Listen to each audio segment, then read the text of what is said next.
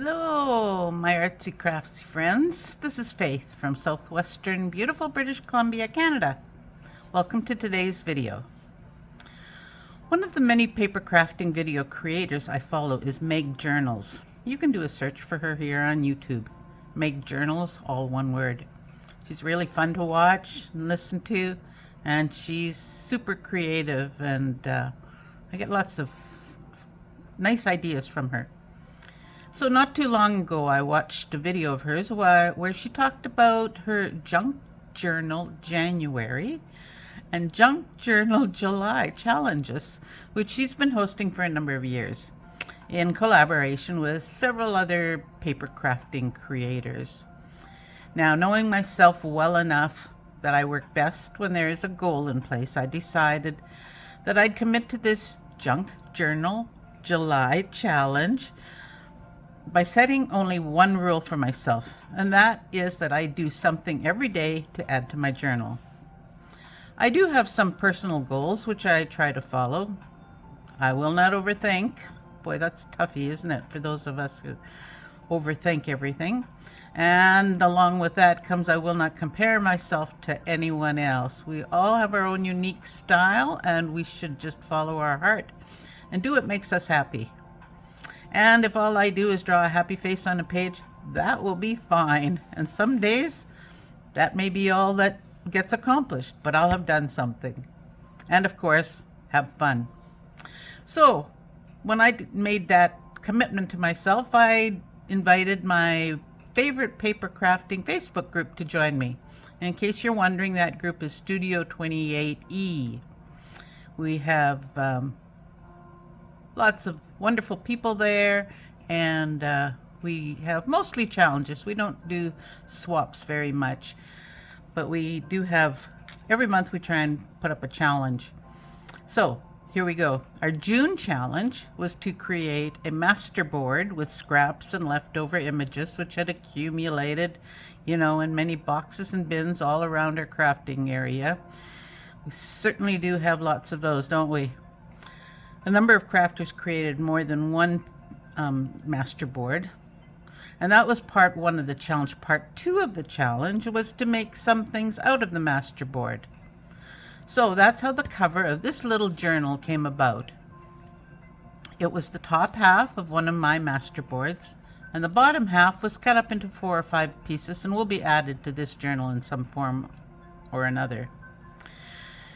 Now, a few days before the Junk Journal July challenge began, which was just yesterday that it began, I created this little journal, and I'll show you more in it a little bit later. So the size is folded in half crosswise because the master board was 12 by 12. So this front is 6 inches wide and 5 3/4 inches high. Almost 6 inches, but not quite. I added some decorations to the cover, which I'm pretty happy with, but I'll probably do a few other things to it as the month progresses. We'll see. So as a closure, I put a nice pearl button on and a ribbon attached to the back to open it up. And to keep that button in place, I added one of these light bulb pins with a little blue dangle on it. And this is the inside cover. And this is the bottom of the master board that I created. I made it into a pocket and used it here. And I printed out Meg's prompt list to tuck in here. And my title page. Yesterday was July 1st, day 1. And here in Canada, it's Canada Day. My grandson Ethan's birthday is on July 1st. So my good vibes for most July 1st are the same. Family, friends, and fireworks. And oh, by the way, good vibes was the prompt for July 1st. Some of my other good vibes come from coffee, especially cold coffee. I love cold coffee any time of year. Walking barefoot on the grass, and music. July 2nd, just today, the prompt was pop of color. Now I've had this image in my images and pictures stash for a while, and I thought this was the perfect time to use it. So that's my pop of color, and in close follow-up with my fireworks of last night, and July 4th coming up for my American friends and family, who I have lots of. We'll see how that page turns out. In the meantime, I'll just show you the rest of my journal.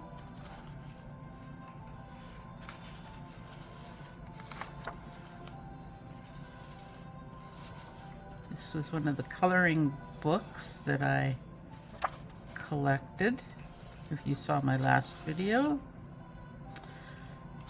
A shorthand book page, a scrapbook page, which I should have arranged to have that for the July 4th page, shouldn't have I? Oh well. Another book page, music page, insects and butterfly page, and an envelope, which I'm pretty sure had a Mother's Day card or a birthday card for me just a few months ago. Isn't this page pretty? I'm not sure if I'm going to cover that up or not. We'll see.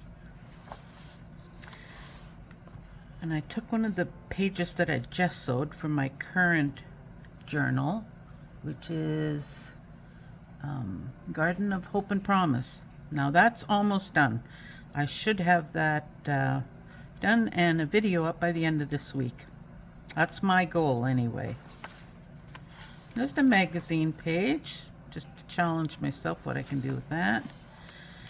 A pharmacy bag that had a prescription in it. I'm pretty sure this came from, I better not say because I've gotten so many nice pages, but it looks like it was hand dyed. Some old ledger paper, which was printed out, and another book page, and that's the center of it. I purposely didn't want to have too many pages in it because I want this journal to be specifically for Junk Journal July. And of course the rest of these are the other sides of the pages that I've already showed you. And the back I have finished because I am telling myself that I will have success with this project. I hope you do too. Come back. I'll do a couple of more days of pages, and I'll try and record those as well too. Thanks for joining me, and please do like and subscribe. Take care. See you soon. Bye-bye.